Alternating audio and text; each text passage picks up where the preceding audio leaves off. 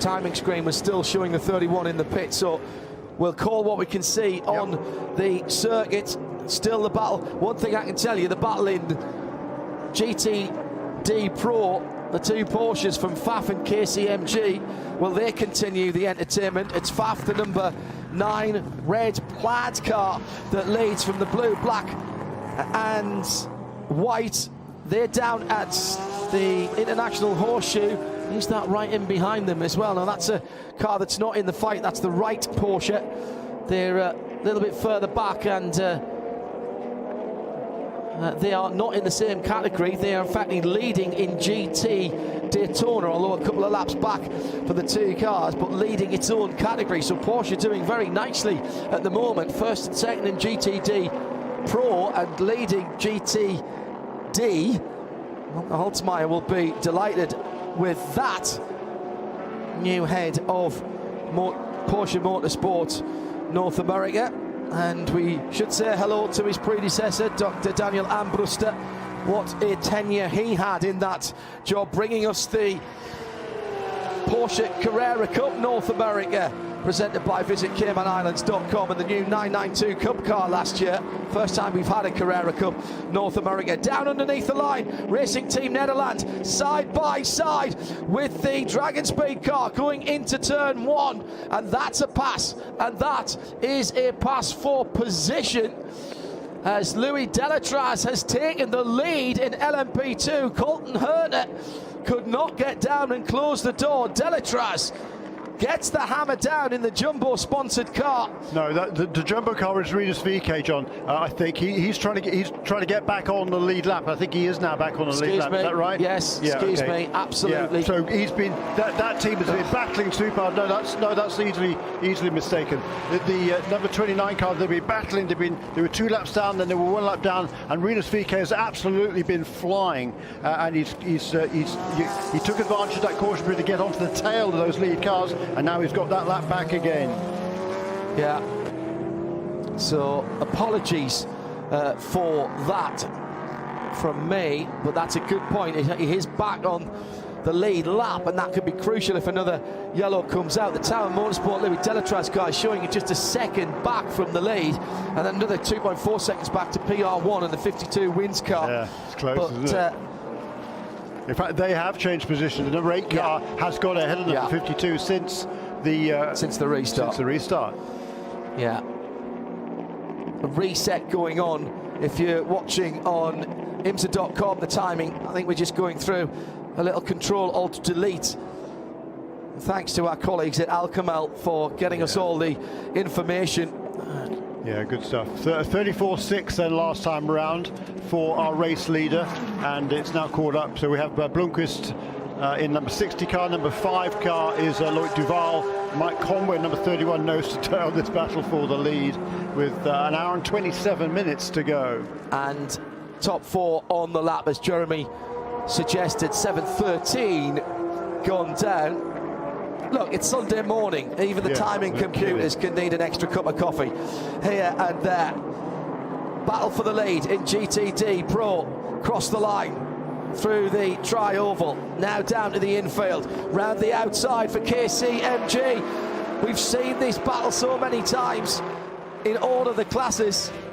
Loving the fact that the right Porsche is sitting in there. Jan Heelen's got a grandstand view of the battle for the lead.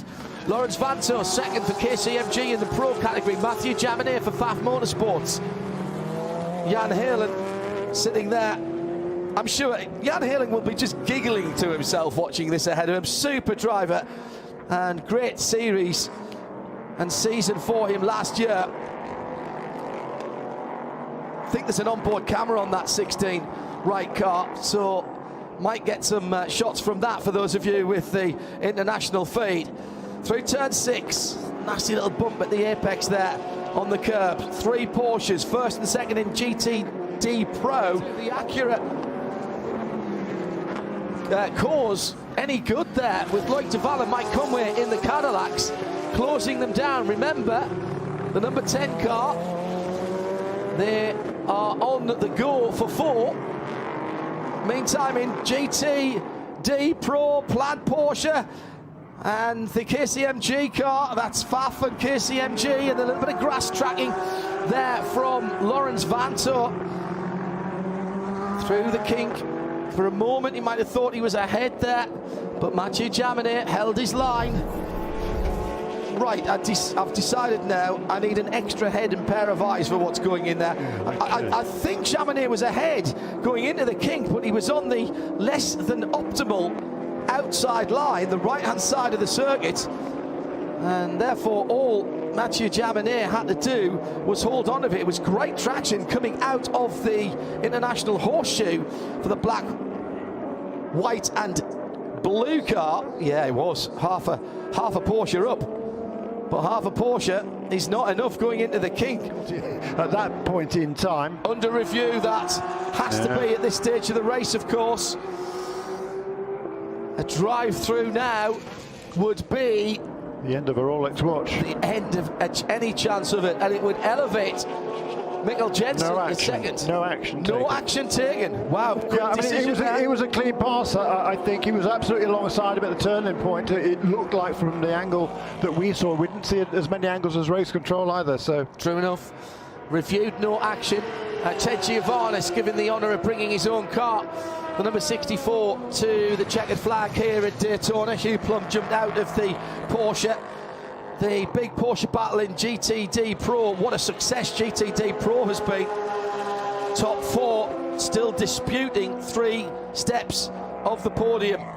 Faf, the series regulars, KCMG, the newcomers. There's a great story here, whatever happens for Porsche. And still in GT Le Mans, Jan Halen for Wright Motorsports there. Those 2 GTD Pro leaders, absolutely. I mean, there was barely nothing between them as they headed toward turn 1. Number 2 car looked to the outside, there's nowhere around there.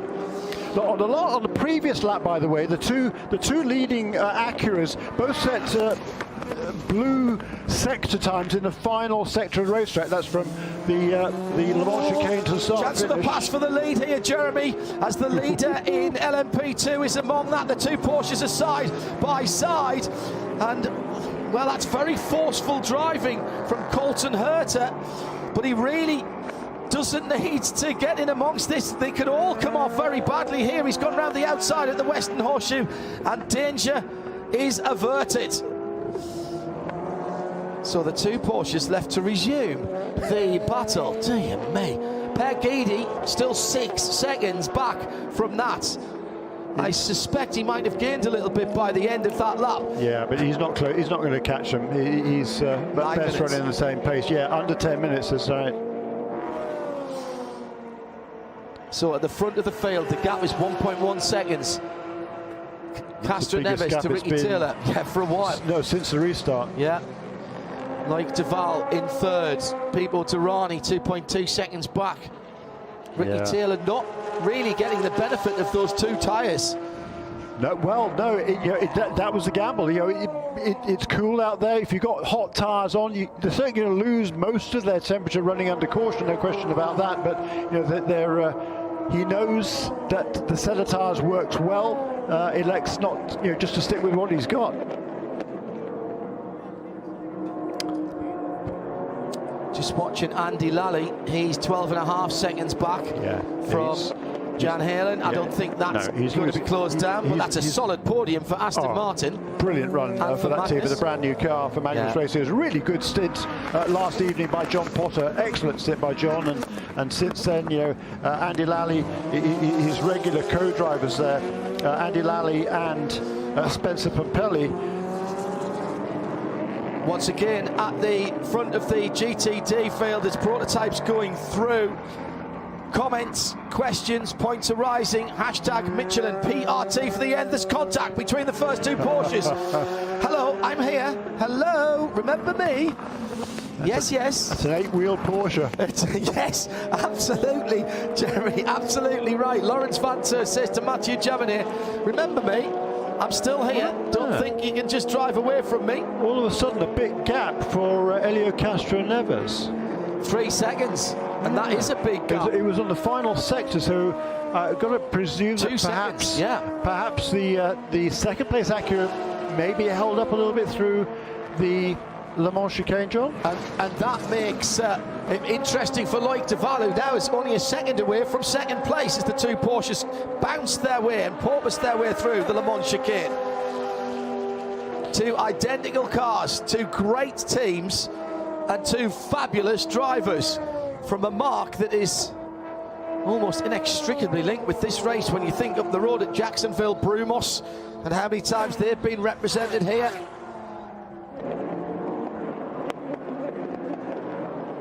And the mouth-watering prospect of a GTP class Porsche here next year to dispute the overall victory. But for the moment, the venerable 911 is waving the flag for Stuttgart and for Weissach. And for the GT department at Flacht, 6.5 to go. 3.6 seconds the lead. Elio Castroneves and Ricky Taylor. Loic Duval under a second now from second position. Loic Duval with nothing between him and the number 10 car. They've got a wee bit of traffic as they come underneath us now.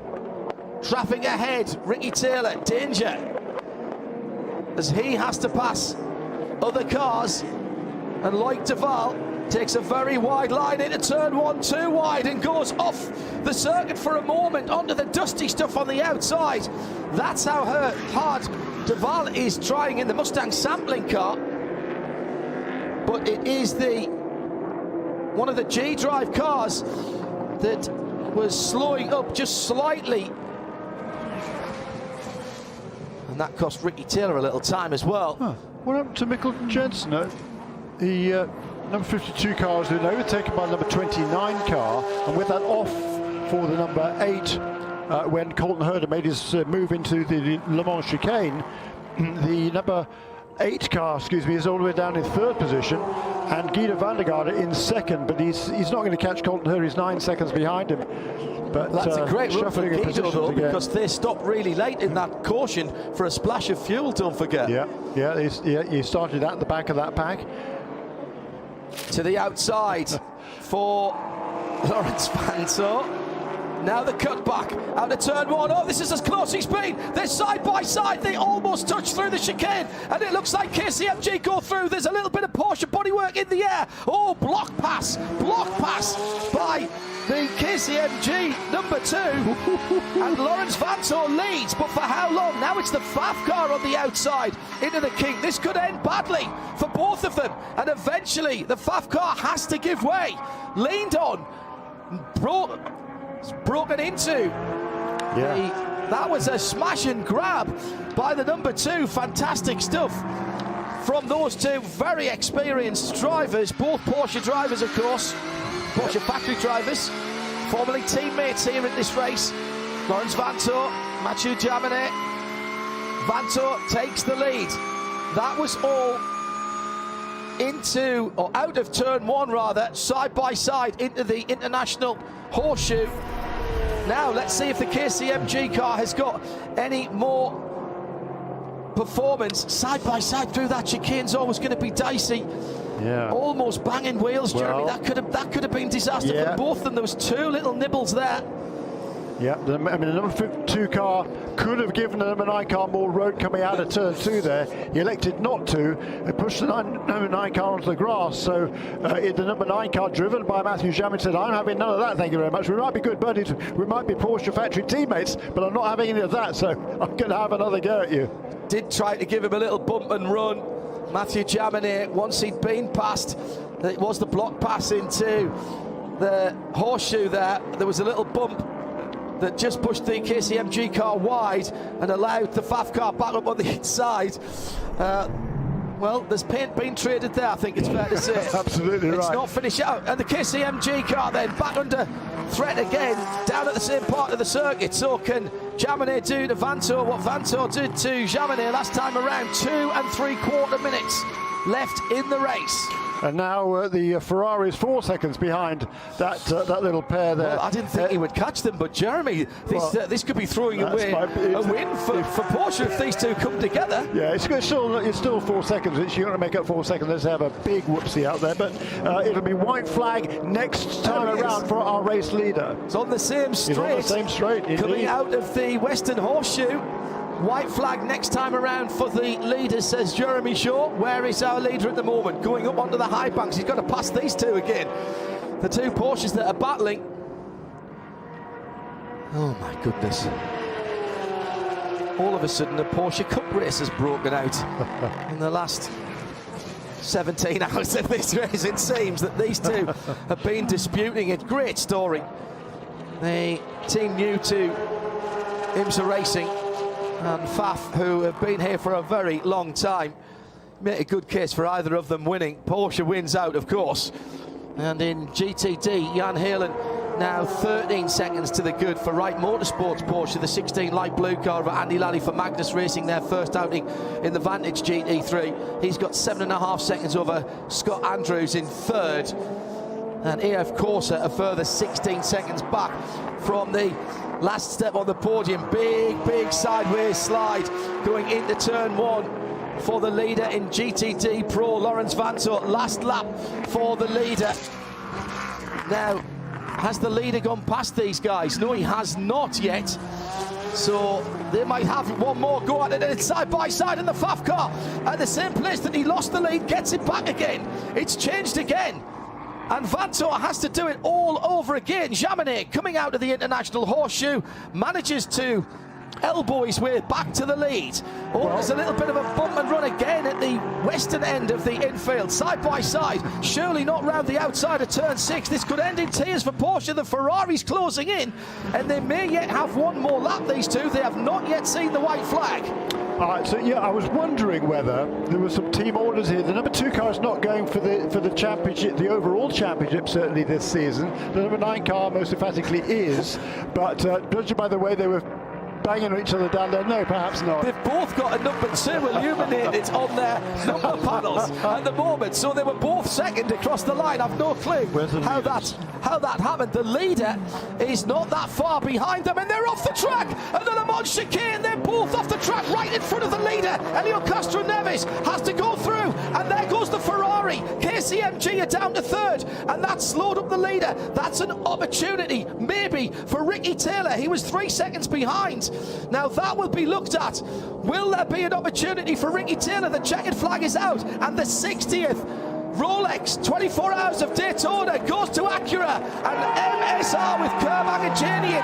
The quest for 4 has been thwarted. The run ends at 3, and Faf win in GTD Pro.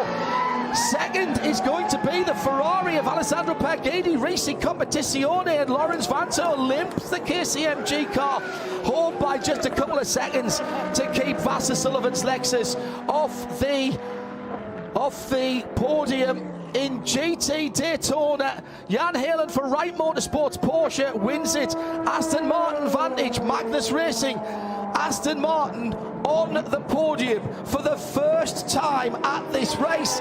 They've been trying for pretty much all of my life since 1964, the first time they came here, and the British brand, the cool brand, is on the podium. Magnificent by Magnus. In LMP2, Colton Herter survives. Brilliant run for Dragon Speed ahead of Racing Team Nederland and Tower Motorsport. And in LMP3, Riley from Sean Creech Motorsport and Core Autosport. Let's hear from some of the winners. Shea Adam. Tom Blomqvist, first Daytona, and you get a Rolex. How are the emotions right now? Man, I'm speechless. I never would have guessed. I mean, you always dream, we dreamed of it. We were quietly confident, but, this race was up and down, left and right, all the time. I mean, I got in the car at times and I was like, man, I can't drive this thing. It's a struggle. And then at times, the thing was just the rocket ship. And I was just really in the rhythm. And, they wanted to keep me into the end, but I was cooked. I was absolutely cooked. So Helio's won many big races in his time. So yeah, he was a good guy to have take it to the flag. So I'm speechless. I never would have, you know. Does this make up for the time that you couldn't get here? More. This makes up for everything. I mean, yeah. Eric Lux and Elton Julian, Dougal Elton. Eric, what a moment. Man, I've been trying to win this watch since 2005. I've spent half my life chasing this, and finally came together thanks to Dragon Speed, Elton Julian, the fantastic crew, and my fantastic teammates, Pato O'Ward, Colton Herta, and Devlin De Francesco. I'm in shock. This man I've seen turn grey before my very eyes. Let me get a word with Elton Julian, who's been hugged to death right now. Elton, now that's character building. Yes, sir, it is. I'll take that. Yeah, I'll take that. Nah, it's good racing. I watched you go grey, mate, before my very eyes in their final lap. And hey, it's racing. I love it. Brilliant. Brilliant. I'm so happy for you. Thank you so much. They are climbing the fence for Meyershank Racing to celebrate this win. Trying to find the boss man, because this is now the second time that he's gotten to do this. Thanks to Helio Castroneves crossing the finish line. And Mike gets in there with Helio. Big hug. It's a familiar sight here. You sure you don't want to finish? I'm definitely jumping in. Mike, 10 years since you won this great race, second time you've gotten to climb a fence on a banking. What are the emotions? There's so many. So grateful for so many people. My wife, Jamire and his family, Auto Nation, Sirius XM, Honda Acura family that have done nothing but support us, and I'm just so grateful. I'm so thankful. And we got a hot rod drivers. Elio got to climb a fence again, and I'm just grateful for everybody and everything. It bodes well again for the Indy 500 if you believe in fate. It's a big deal. Going from 5, and I'm lucky to be a part of it. That's it. Congratulations, Mike. Brilliant stuff, brilliant stuff. Parked up on the tri-oval, the Spider-Man and the Spider team do the things the Spider team do, apparently. Meyershank Racing, the Sirius XM, Auto Nation, Acura, the number 60, and Helio Castroneves brought it home. Was never under threat. Now, in GTD Pro, contact in the Le Mans chicane on what was effectively their last lap, which has cost KCMG a shot at victory, and they finish up in 3rd position. Robust driving just on the right side, Jeremy. Yeah, it was certainly robust driving. It was desperate driving, is what it was. And yeah, they were banging wheels. I think they both gave it to each other on that. In that instance, the number 2 cars on the outside. It's going to be awfully difficult to make a move there on the outside, but he just turned into the corner and the two made contact. Around he went. Shea Adam is on the tri-oval with Helio Castroneves, winner of the 60th Rolex 24 at Daytona.